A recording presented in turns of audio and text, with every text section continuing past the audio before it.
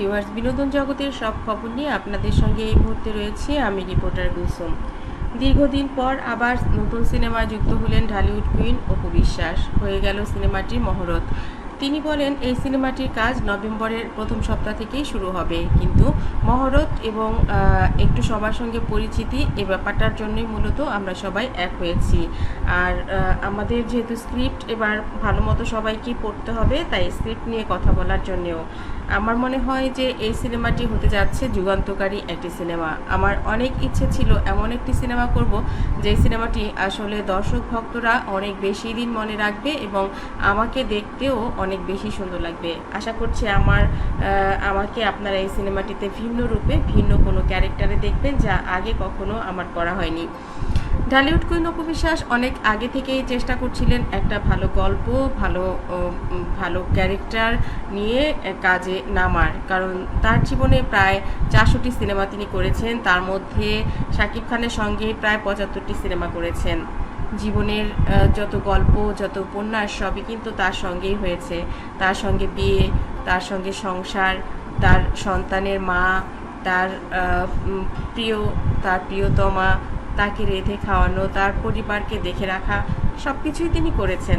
সেটা তিনি সিনেমাতেও করেছেন, পর্দায়ও করেছেন, পর্দার বাইরেও করেছেন। কিন্তু বাস্তব জীবনে তাদেরকে দেখে আসলেই অনেক সুখী মানুষ মনে হলেও মাঝখানে তাদের জীবনে নেমে এসেছিল ঘোর অন্ধকার। যে অন্ধকার কাটিয়ে তিনি আবার আলোর মুখ দেখেছেন এবং তার পরিবারকে নিয়ে এবার তিনি কিন্তু ব্যক্তি জীবনেও ভালো আছেন।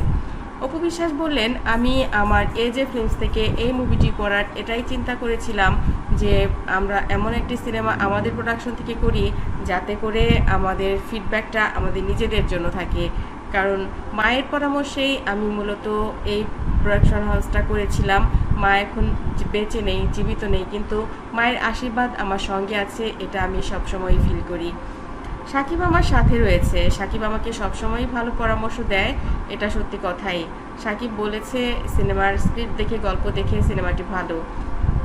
আমি জানি না শেষ পর্যন্ত এই সিনেমাতে আসলে কাকে নেব বা আপনারা কাকে দেখবেন, সেটা আমি এখন বলতেও চাচ্ছি না, কিন্তু আশা করছি এই সিনেমাটিতে আপনারা যেই নায়ককেই দেখেন না কেন আপনারা খুশি হয়ে যাবেন।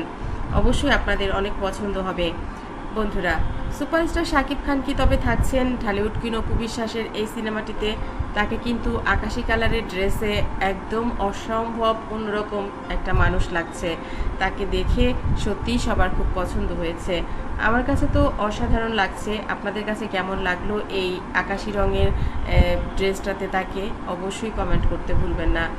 আমার চ্যানেলটি যারা ইতিপূর্বে সাবস্ক্রাইব করেছেন তাদেরকে অনেক ধন্যবাদ। যারা এখনও করেননি, সব খবর সবার আগে পেতে সাবস্ক্রাইব করে বেল আইকনে ক্লিক করলে আপনাদের কাছে পৌঁছে যাবে বিনোদন জগতের সব খবর সবার আগে। ভালো থাকবেন, ভালো রাখবেন প্রিয়জনকে। ধন্যবাদ আবারও।